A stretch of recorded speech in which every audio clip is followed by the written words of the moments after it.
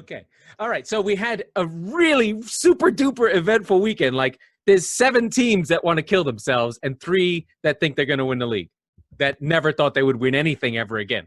But Mike, I think you have something to say about one of the teams that thought they were going to win the league and might not win the league now, but take it away.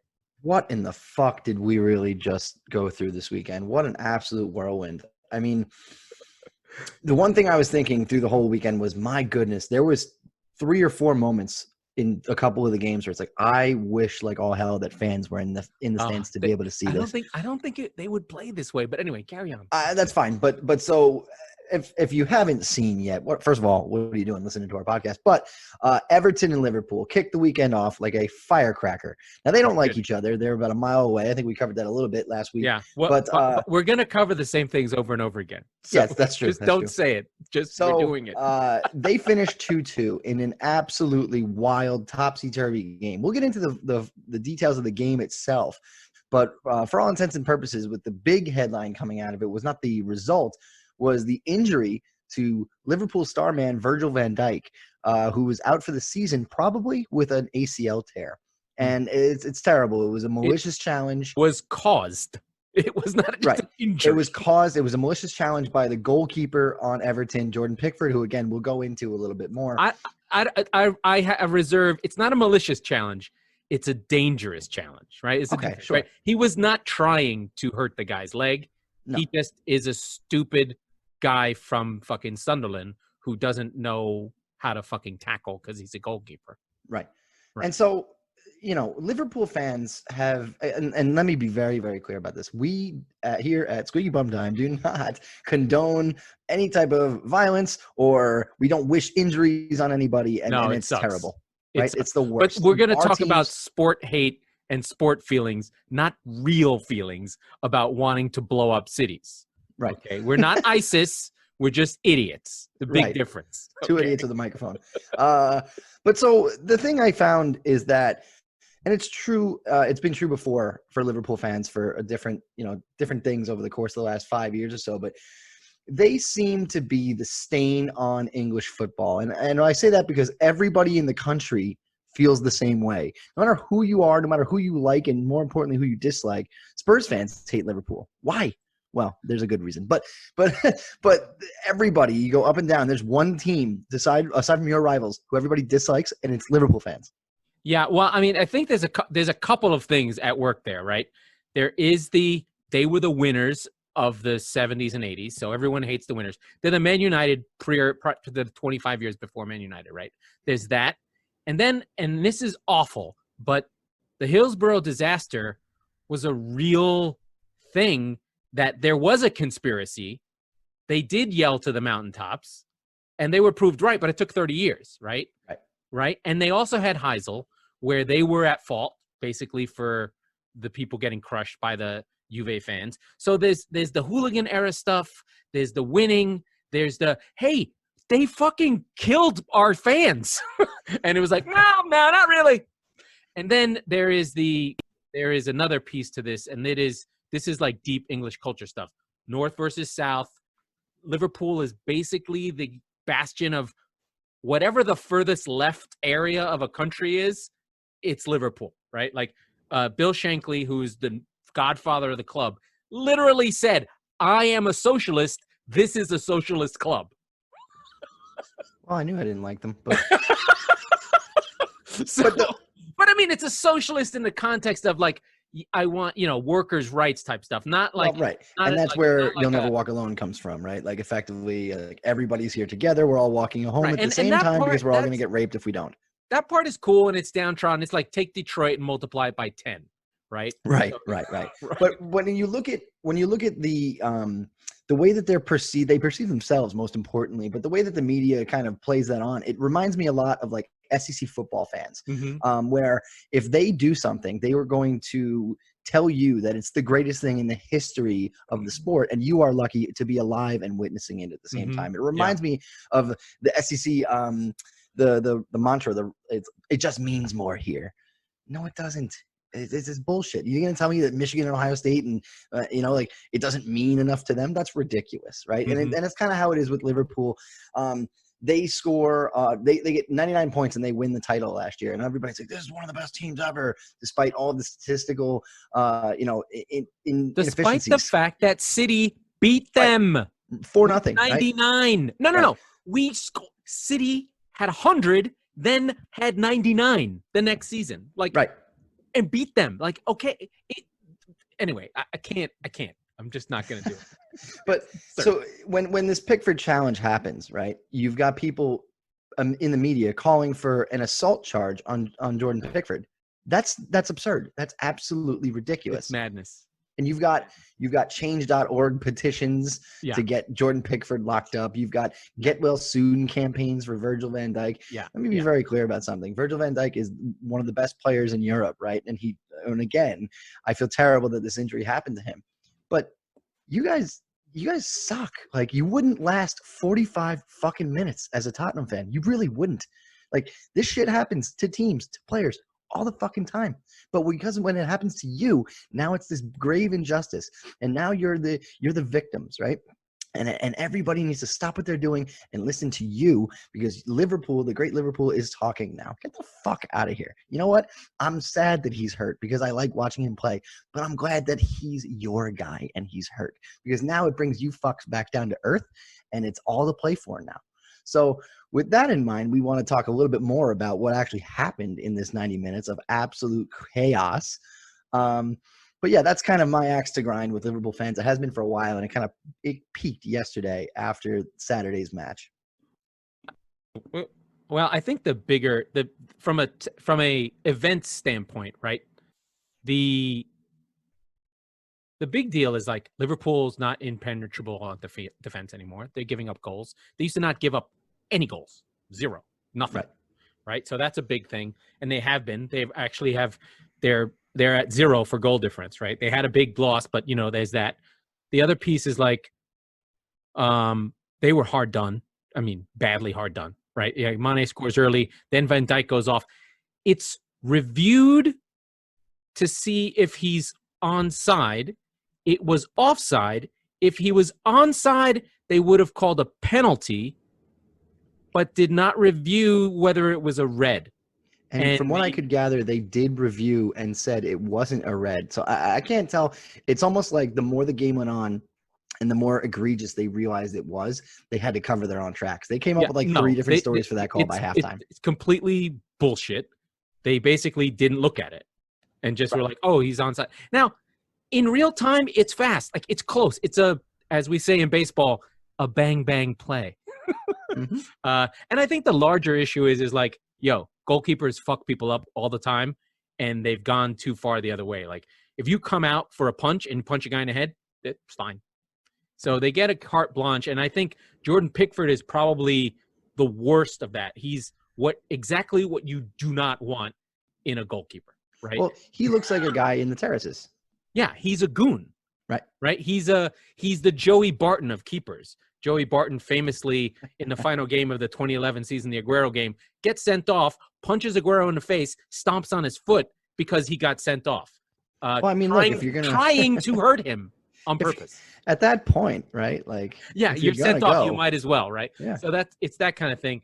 And that's really, he's just an emotional keeper.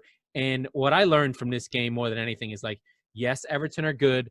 Yes, James is incredible. He just makes things tick over. It's just like the way you see they've got a De Bruyne, they've got a Peak Eriksson, they've got a Grealish type, these players that just link things together. The ball comes out from the back, you're in trouble, you just kick it in his direction. If he can get it, he touches it and does something amazing.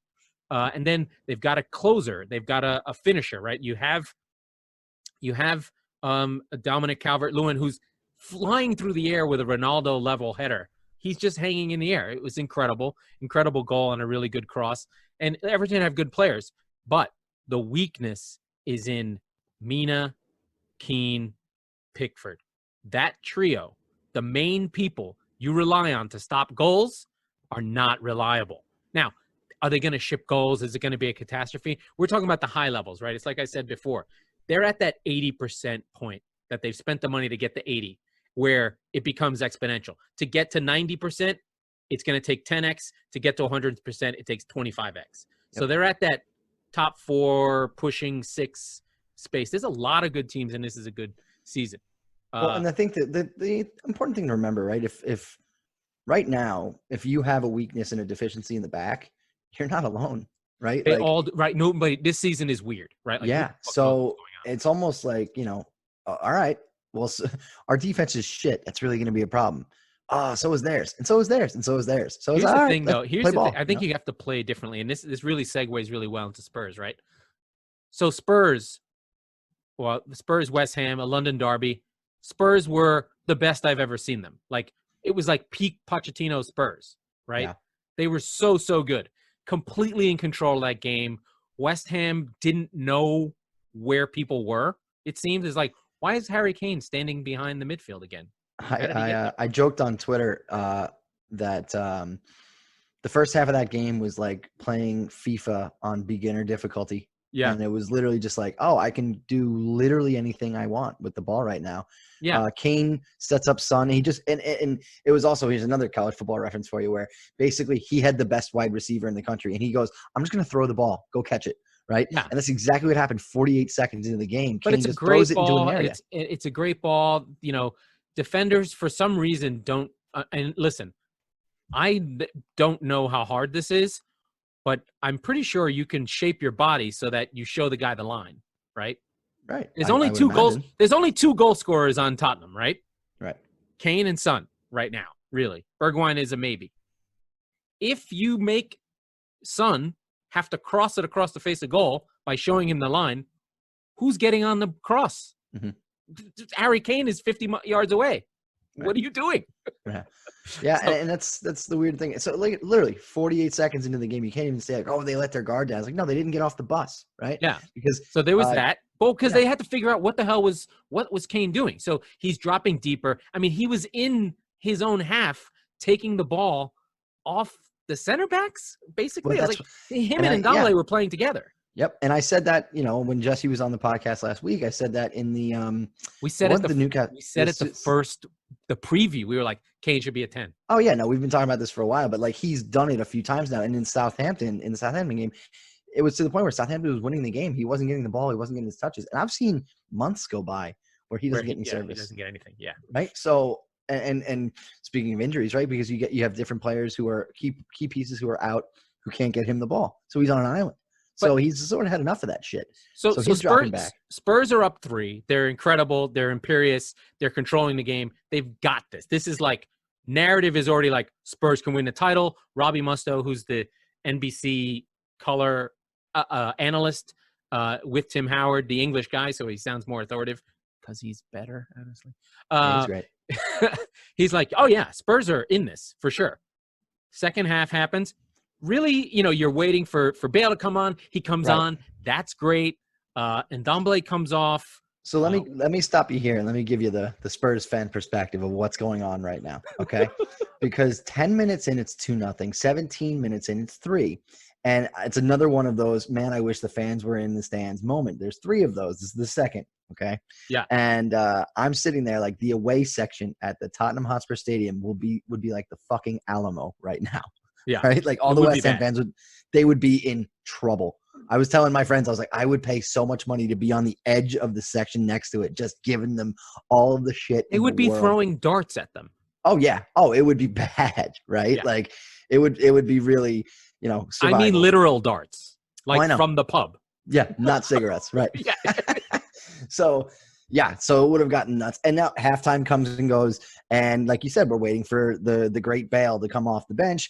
It's a party, right? We're all having a good time. We're all having a laugh. Songs, it's all fun. Bale songs, it's everything. Yeah. And Bale comes on, and it's, again, at this point, it's basically, let's get him some minutes. Let's get the win. We're having a good time. We're not even really paying that much attention right? anymore. You don't even care. Yeah. Cruising. Bale 82nd minute. Right. But wait. Then Harry hits the post. That's right. Right? With his left foot. So you're like, oh, that's awesome. Right. Because I was joking with Jess, my fiance. I was saying, oh my God, that would have been a perfect hat trick. Yeah. A perfect hat trick, meaning a left foot goal, a right foot goal, and a header goal. So that happens. Then the Balbuena goal comes, and it's like, oh, that sucks. That was and not. I was sitting there, I'm like, well, I said it would be 3-1, so ha ha ha ha ha. But it was not. Minute. But it was not poorly defended. It's just Sissoko didn't get up. He was held down. Balbuena's good. It's a good cross, good service by Cresswell. You could fault them for giving a foul in a bad area. Okay, fine, that's fine, no big deal. Then you have the Bale breakaway in the 83rd. Right after that, basically. The goal scored. So Gareth Bale gets away.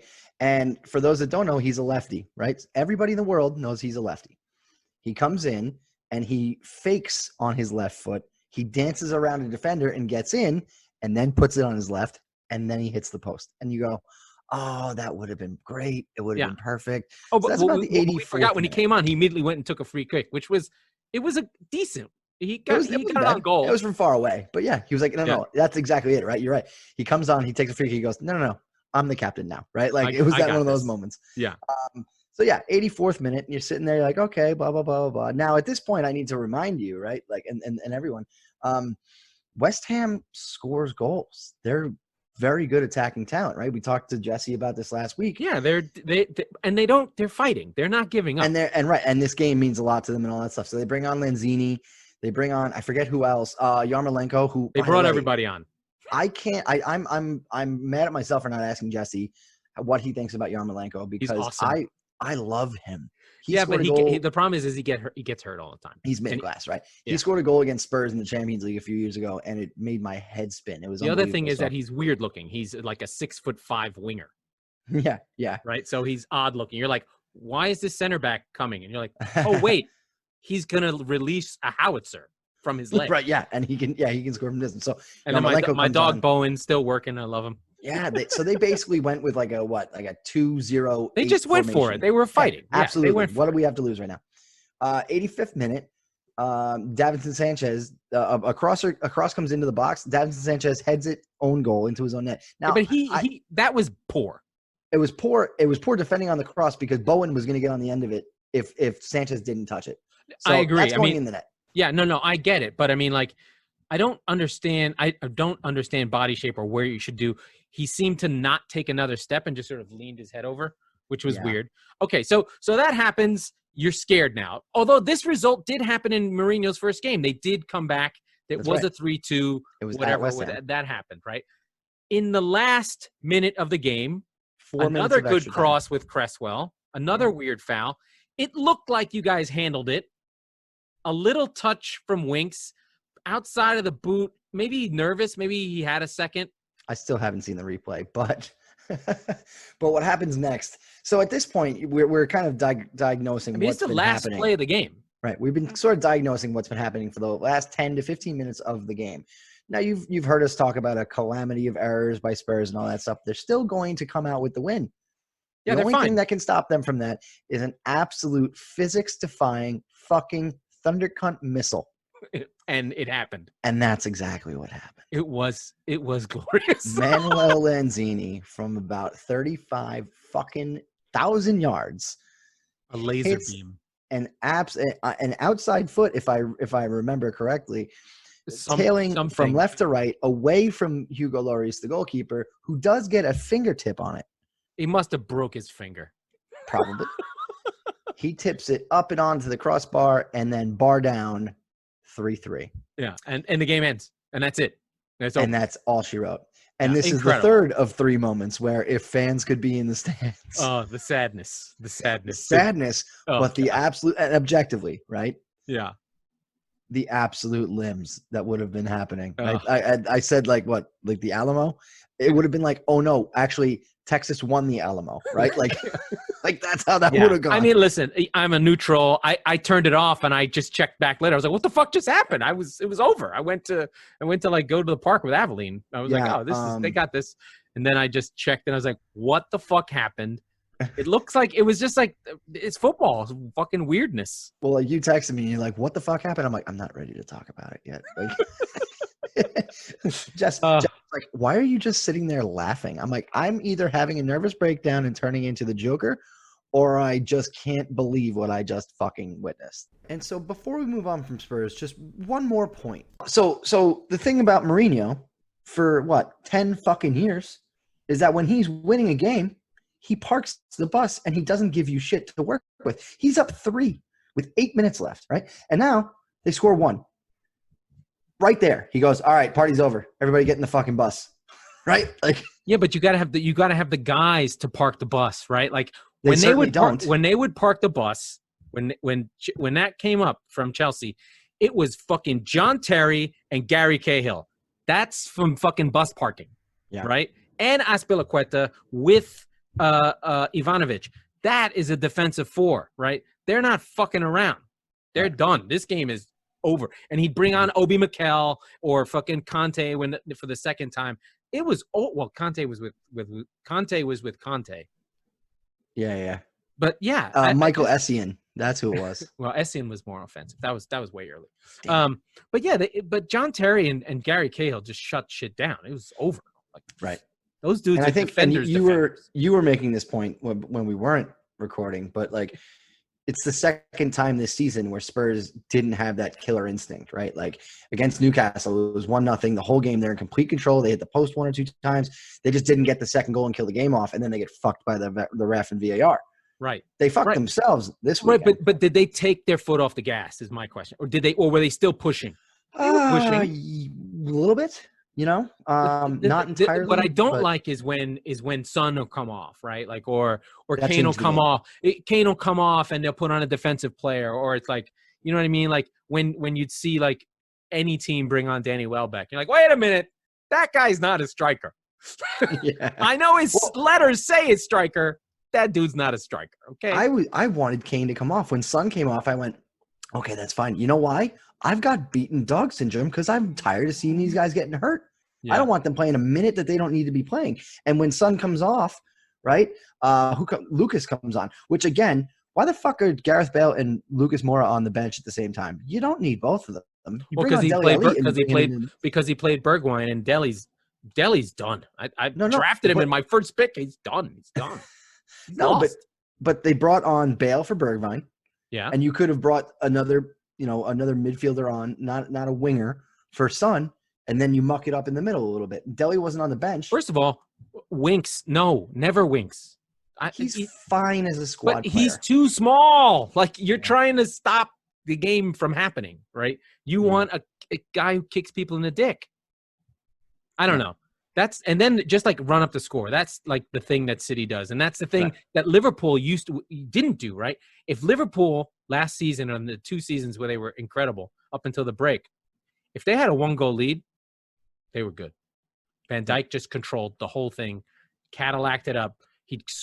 Things wouldn't happen. You'd see a ball go in a box, he'd be on it. They needed a second goal on a corner, he'd come up, boom, goal over, get that second goal. And they would just cruise. Like, they didn't press high all the time. They only pressed high when it was a big deal and they needed it, right? Like, City, on the other hand, are like, they get a goal in the first 15 minutes and then they just light people up and be like, they'd like make bets with each other, like, hey, I'm gonna score next. But they had that mentality, right? Yeah. You've got to have a team that has that. Like, and I don't think Sonny and Bale quite have that yet, where it's like, let's get the other guys involved. Let's go score.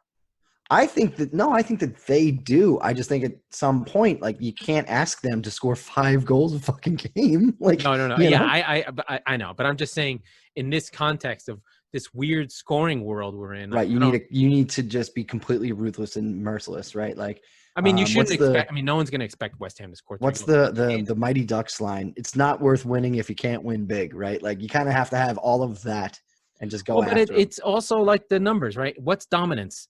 The team that, you probably have it in hockey, that run differential, right? Score a lot of fucking goals. Show how good you are. Just blitzkrieg, get it done, right? Like, we don't have to fight 5 wars at once. We're just going to stomp this country till it's gone. There's your Nazi Hitler mention of the week. I don't know. I'm disappointed. I'm so disappointed in Spurs because I was ready for that narrative. Oh, you were disappointed, Laurent? I drank myself into a fucking coma yesterday. Okay, I'm surprised. I want Hasenhüttl to leave Southampton and take over Chelsea. I want Ancelotti to be the coach at Manchester United, and I want Potter to run Everton. That would be fun. That'd be a lot of fun. Moving everyone around. Strangely, another 3-3 game with another team also happened with Yes. Chelsea and Southampton. Yeah, Chelsea on Saturday. Completely in control of this game. Werner scores 2 goals, and then Chelsea. They just Very listen. similarly, My last big kick of thing the is game. we don't need to go through all of it. A bad Kepa goal, a good I don't even remember all the goals. A last kick of the game goal that it was Theo Walcott, which was weird. Vestergaard maybe got his head on it. But Frank Lampard's not a good coach. I don't care. He's just not. Like, what are you doing, dude? Like, if your team gives up goals, play defensive midfielders who can defend. Like, you made this point, and I wasn't hip to it yet, but maybe Conte's not good anymore. I don't know. Right. Maybe Jorginho, who literally runs like I do. I don't care how good an offensive ticking over kind of player is. You cannot carry a luxury passer like late-stage Pirlo if you don't have a Vidal with him.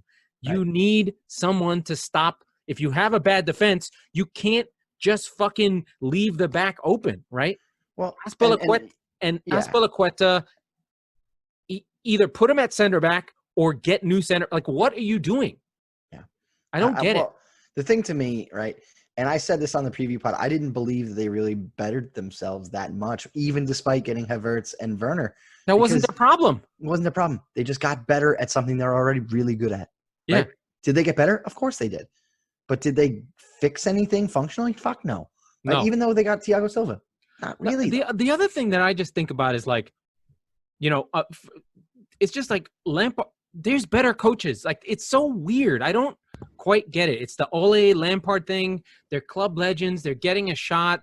I know Lampard did better last year. It was like out of the ordinary. He brought in a lot of guys, but they were way better than they should have been. They won games they shouldn't have. Mm-hmm. They're giving up more. They gave up like 45 goals. That's just 50 goals. That's just too much. I want to explore that for a second. You can be like that if you're scoring 95 goals, like 2013 Liverpool, which gave up too many goals. They scored 100. This team's not going to score 100. No. They're going to score 70 and give up 50. They're going to get murdered. But getting back to your point about managers, right? And I think that there's something there philosophically that we haven't really thought about yet. Ole, Frank Lampard, Tim Sherwood, right? Yeah. But like Aaron Boone, right? The Yankees, another one. Yeah. Why? Right? Like, think about this. You have these crystallized memories of these players. You have that connection with the fans. You have that forever. That is super Frank Lampard to Chelsea fans. Yeah. Everything that club's ever been is Frank Lampard. Yeah. You're bringing him back, and we're not idiots. We know how 99% of managerial, marriages end. They get fired. Yeah. So it goes tits up, and they get fired unceremoniously. Yeah. Right. The thing is that this Chelsea team is really good in terms of attacking talent. Like, if they really just want to go attack and win everything 5-3, maybe in this environment that we're playing in, that's fine. But they're going to lose games that people are going to be like, what the fuck? Right. How did that exactly. happen? And when that happens, let's pretend they win the league this year. And then 5 years from now, it gets stale and Lampard's on his way out and like he's a lame duck and all that stuff. And now your memory of comfortably Chelsea's best player ever is that he was this sort of shitty manager who couldn't hack it if he didn't get a bunch of money. I think that it's not like a Wenger thing where he stays 8 years. No, I know. But Ole and him, same thing. You have that Ole memory from 99. Fucking leave it there, man. Dude, he's not a good coach, man. No, he's not. But that's the point, is that like he's flying by on his name brand from 20 years ago. Yeah. And that's how he got the job in the first place. And I just the other piece I don't understand it from not even from a tactical perspective, but like, why would I know why the coach would want to do. I know why Ole or Frank would want to do that, but why would the club want to do that? The almost because of Guardiola, because of what's happening with Arteta, is that you get these guys, right? Yeah. Guardiola was a club legend. Barcelona B comes in, boom, it's the greatest team of all time, technically, modern era, let's say, right? Arteta he's a bench coach for City. You're like, okay, he's literally. I mean, we can get into the City Arsenal game. He's literally transforming Arsenal very quickly into, oh, they don't just let you beat them now, right? They'll lose, but they're not going to go out like a bitch, right? The way they used to, where they'd be like, oh, we just keep attacking and we just don't plug the holes and, no one tracks back. And, oh, no, but we're going to score. It's going to look good when we lose 5-3, right? Instead, Arteta's like, nope, we're not good enough. We're going to sit behind the ball, and we got a guy out there in Aubameyang that we can get the ball to, and he's going to beat your guy. And we'll put 2 of those guys with him, right, in Saka. And they were tough. They were tight. They fought City really hard. And this was a boring game for the neutral. It looked kind of like cagey and just like, what the fuck is going on? But for City fans, this game was a big deal. Because we played really well. It was really a tactical game. It was very chess piecey. Like Cancelo, where was he playing? What position was he? They went like in possession to have a back 4, out of possession to have a 3. If this guy got the ball, then you drop. Like there was shit going on. I listened to a podcast that's only about Manchester City, and they were like, I don't know what people were doing. Like you couldn't even work it out. It's just like, I need to watch it again to be like, okay, where's Cancelo? What's Kyle Walker doing? Oh, he's a center back. Like he's a center back, and then Ake moves out to the left. They were fucking all over the place. I was like, we were talking a bit during the game, right? And I was like, I said the 2 players who stood out to me. I was like, Ake's a left back now, and you're like, kind of, sort of. And then, but Cancelo was not only was he everywhere, he was good. He was creating problems for Arsenal everywhere. He was getting in advanced positions. I was like, so is that Bernardo Silva? No, it's this other guy. Yeah, exactly. What the fuck? So that was it was a cool like nerds game, right? Because Arsenal played tight and really had good chances, and Ederson made some good saves, but it was a fun game. It was one of these games where both teams can feel good, right? Arsenal knows, God, we could have fucking got a draw out of this, which would have been good for them. And they only gave up 1 goal. And City can go, hey, you know what? We didn't have KDB. Aguero's at 80%. We didn't have our main man. We're missing a couple other guys. We're half COVIDed. And they got a good win out of it that felt good. Felt like a unit, like a team win. Like all these really great players that we're spending a lot of money for playing together to get a win.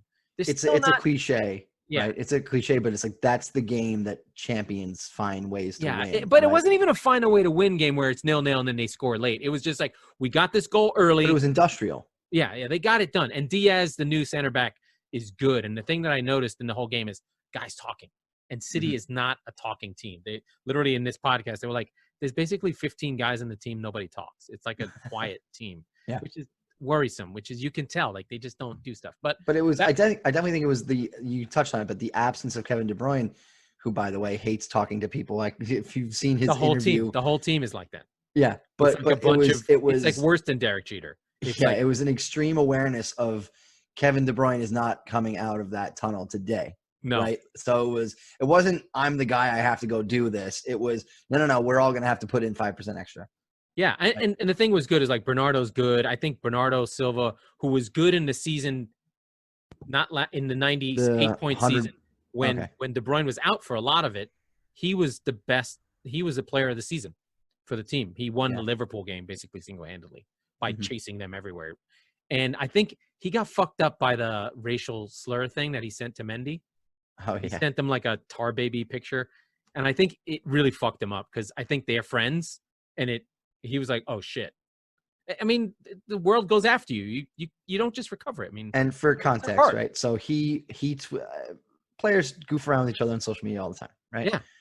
He tweeted something that was clearly an inside joke in the training center or they're friends. They played at Monaco together. No, I know. But so he tweeted something, and it was like this. Yeah, I don't even know. It's bad. It's like a caricature of a black boy with red lips. Right. It was So of like a candy or something. And he was like joking about it. He was laughing, and the entire internet went, destroyed. "Oh, you're a racist piece of shit." And he went, "No, I'm not. That's my friend." Yeah, and then he got suspended. So yes, and I think it really damaged him for the season. But then we have to talk about the other thing, more insensitive stuff.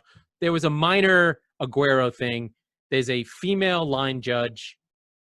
good for her. She's probably awesome because if you're a female she's referee, fantastic. you're probably fucking awesome because you have to be. You got to be better than dudes, and nobody wants you there, and you're kicking ass. So she calls a ball out of bounds. Aguero argues with her for a second. As he's walking away, he sort of grabs her by the shoulder, and she is like, "Get the fuck off me!" Now, it's not cool. Don't touch the ref. Period. Even worse, don't touch women. Just don't. See, and I said this on our Twitter account too. Yes, touching referees is bad, but don't touch women specifically. But that's the thing is that like when she's there on merit. Yes, right. She's there because she's good. She's not there because more than merit. Like she has to be really good. Sure, but even merit plus 10. Yeah, but she's not there or not there because she has a vagina. No, she's there because she's good at her fucking job. Yes. So, even though I despise all referees, men and women, yes, and umpires, what I'm looking at it as is you don't fucking touch the umpire. You don't touch the referee. Yeah. And when you do that, you cross a line very, very binary that you just don't. But particularly with you can't touch women. But the thing is, what's interesting is the rules state you cannot be aggressive towards a referee or like. And there's a caveat to it, and then the rules have not been changed to account for the fact that there are female referees, right? Yes, because that's correct. You really like, and so you touch women who don't want to be touched. That's bad. Like, just don't. And and if you look at the clip a few times, and I heard Robbie Musso talk about it, and Tim Howard at halftime or whenever it was. Rebecca Lowe really did a good job on it. Just don't. Yeah, I mean, she does a great job with everything, but you'd have to see the clip to really get what we're saying. But we'll try and paint a picture, and it was, call it that. Predatory is the word, right? That like kind of look like I know I have power over you. Look, yeah, it was too much. That's where I find the problem, right? Yeah, because again, you touch the referee, you're already wrong. You're already over the line. Yeah, but he was like, and it was one of those, come on, you were wrong. Like you were wrong, sort of things. Which by the way, players do to referees all the time. Yeah, of course, all the time. But like but it is Sergio Aguero. He's really hot, so maybe it's not that bad. yeah.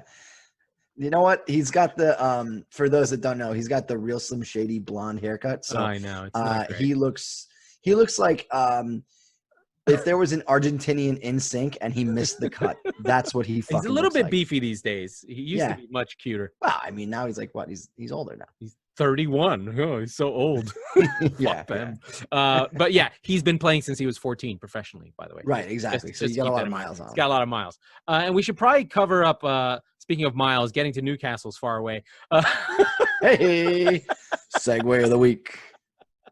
Man U defeated Newcastle 4-1, but they had a breakthrough and then just put them away. This game, there was a really nice goal from Fernandez. I don't think Newcastle did much in this game. They really sat deep and tried to take them out, but eventually United's class came through. I think they shut off the narrative patrol for the rest of the week. Maguire played again. He played well. They didn't really give up much. He scored. He almost scored the first goal, and I think that's important, right? But that was the story. You heard Laurent and his take on it last week, and I agree. But yeah, he came out and he scored a goal. Now I didn't watch the game. I just saw he played well. They played well. Score, but Newcastle are like basically it's when is St. Maximin going to get the ball? And why isn't he passing it? There's 4 guys on him. But listen, in a narrative-driven league, yes, we had a story for United. Yeah. And not just United, but specifically around Maguire. And he's a defender. And he comes out and he fucking scores. That is a narrative-killing statement, right? He almost scored 2 because Voldemort put one off the line. Oh, okay. John Joe Shelby, yeah. Looks like Voldemort. Yeah, okay. But so great. Even more to the point, right? Like, I didn't watch this game specifically. They scored 3 goals in the last 4 minutes. And Bruno missed a penalty also. From what I understand. That he should again. It was one of these fucking. Can United just not get all the penalties all the time? It's exhausting. Mm-hmm. I mean, I think we've got probably just let's wrap up these last couple games. Palace. I have to cover Brighton because I love them. They fucking killed them. They got a 1-1 draw. It's awful. What the fuck? I was watching Palace a bit of this. had one shot attempt, and it was a penalty that should have never been called. Yep. And I think Brighton was all over them. Brighton had like 50. I just love them so much. I just want them to do bullshit. Like Lamptey, Batshuayi goes down because Lamptey grabbed him by the shoulder. Lamptey's 4'2". There's no way he fucking pulled him down. Come on. How many shots do you think they had? 15, 16. 20. They had 20 shots. 3 on target, though, right? So they weren't getting balls through. 66% possession. It's fucking brutal. You gotta. That's one of those where you. That team is so good. Like they literally have the best coach that no one's heard of. Like I just know it. Like I feel it in my bones. I know it. Like this dude needs to be like Everton already has Ancelotti, so he's not better than Ancelotti. But like whatever the next rung is, like when David Moyes leaves, can he just get the West Ham job? Like there's a progression. Like where are the jobs? Like like there's just I mean I'm looking at the table but maybe it's Brighton. Maybe Brighton is just for him. He's there for 10 years. I think he just really goes well. But like it's just like come on, man. And actually, you look up and down the table, and there isn't an opening for him right now. Like, no, I mean, there'll be like. I think the jobs that are going to come up are like Fulham. Parker will either get fired or they'll just go down. Like Fulham's done already. Parker will get fired and they will go down. Sheffield, I'm very concerned about. I'm really not sure where they go from here. Fleck is going to be out for about a month and a half. Well, I think if in this high scoring environment, these defensive teams that don't score, it like. Maybe long ball's not going to work this year. Yeah, they're struggling to really understand. Right? Like Burnley, Sheffield, Fulham. Like Fulham tries to play. They're just not good. But like Burnley, a 0-0 draw against West Brom. You got to beat West Brom, dude. Yeah. Like you're Burnley. You've been in the league for 5 years. Go get him. I get that it's October, whatever, 16, 17. They'll have a run. I'm sure they'll have a run. That you could look back in 6 months and say that was a relegation 6-pointer. Yeah, you gotta get those. Like you gotta get them. The weird thing is like if you look at the table, I'm not worried about Southampton. I'm not worried about Leeds. I'm not. You should be. Really? No. No. They'll be fine. They'll like when they start playing. They've been playing only good teams. Like wait till they play shitty teams. They're just gonna fucking destroy them. Yeah. I'm worried about West Brom, Burnley, Sheffield, Fulham. I suppose Brighton if they keep just having these annoying results. Oh, I thought you meant worried about them as in like they're going down. Yeah. No. Yeah. I'm trying to think about who could go down. I feel like, I guess you shouldn't worry about Newcastle, but maybe they got good players. I think if you look at it now, you've got West Brom 17, Burnley, Sheffield, and Fulham currently in the relegation zone. Might be it. That might be them. I think it's a 4-horse race for 3 spots there. Yeah, I mean, it might be this group. It might be Brighton, West Brom, Burnley, Sheffield, Fulham. Because I mean, Man United's in 15th, right? But like, they'll be fine. Come on. But like Palace was one that I earmarked before the season. They seem like they're getting on okay. I think Roy's good enough to not let them go down. Exactly. I think they're getting. Newcastle, They might be getting tired of the defending and like, come on, you can't. It's Brighton. Why? Just go after them. They're not that good. Right. I think it can be got. And we're coming out of the international break now. We'll finally get 4 or 5 weeks in a row where there's some games. Yeah, but now this Champions League. This starts. No, tomorrow. I know, but my point is that in 3 weeks from now, we're finally going to get some separation. Aston Villa will not be second place in the table, although I love that they are. Oh God, they're so good. They're great. They're fantastic. Well, that's what I'm talking about. Like, listen, I'm dumb and I like really bad teams. It's like my favorite part of soccer is shitty teams and shitty players on bad teams. Yeah. But Villa being good players on shitty teams. It makes me so happy because they just, you just want, they're playing for fun. Like they're having fun. Like that's all you want to see. It's like teams like my team. I love my team. They're not having fun. My team was having fun for 45 minutes, 82 minutes actually. Yeah. Yeah. Like Pep's not fun. Yeah. You know what I mean? I get that. And yet here you have like the guy who throws a party and is just like fucking, no, everywhere we're doing this now. We have to have this drink and you have to drink it this way. Everyone put your hats on. We're all going to sit in the right place. Like, will you just fuck off? I'm trying to have a drink here. No, we're going to play lawn darts now. No. You can't just do that. No, who moved this? Hey, shut the fuck up. You didn't say you're bringing a +1. There's not enough snacks. Yeah, exactly. Like, dude, I made it perfect. I'm like, why are the candles? Why are they going out? There's so much wind. Like, just shut the fuck up. Just chill out, dude. Dude, that's exactly who he is. You know who That he is is. nailed on. That's absolutely right. He's got to put on his weird jacket. Who's the opposite of that? Who's the guy who shows up drunk with beer spilled on his shirt and shits in the middle of the living room? Who's that guy? Oh, it's Bruce. Steve Bruce. I feel like there might be more than one. Well, Allardyce would be the correct answer to all answers. When he was drinking pints of wine when he got in trouble for taking bribes. Yeah. Anyway, there's like two metalhead guys. I feel like West Brom, like Dyche and Bilic are like in a hardcore metal band. They're mad. Yeah, but they're angry that they're friends. bald. They're not fun though. They're both trying to have sex with the same girl, and they both fucking hate each other, right? Yeah. Like, so they're rivals at the same party. Yeah, because they get the same girls. Like, oh, it's a girl with the shrimp tattoo. He looks at Bilic.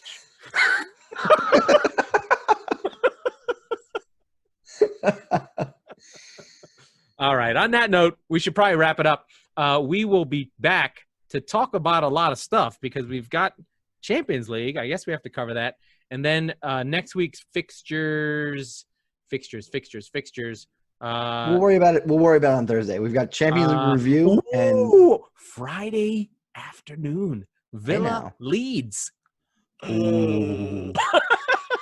So we'll be excited for that one. We'll be exactly as excited as you just heard us on Thursday. Oh, that's good. That's exciting. Oh, and United versus Chelsea is good. That's right. On Saturday afternoon. That's a great time slot. You'll be able to watch that one. You've got Burnley. I know. On Monday. I hate that. Monday Night Football. That doesn't feel good. Yeah, so we'll talk about that on Thursday. The episode will come out Friday afternoon, so you'll get a healthy dose of football on Friday. You'll get our episode in the morning, and you'll get Leeds and Villa, second place Villa on Friday afternoon, so that'll be fun. When are they going to make up their games in hand? Anyway, we're out. Bye. Say goodnight, Mike. Good night, Mike. That was the Squeaky Bum Time Podcast with Mike Salerno and Laurent Cortines. This was a crap football, crap pundit production. We will return on Mondays and Thursdays for the Premier League season. We will talk about soccer and other things that interest us. Mike is crazy. Laurent is insane. That's why it works.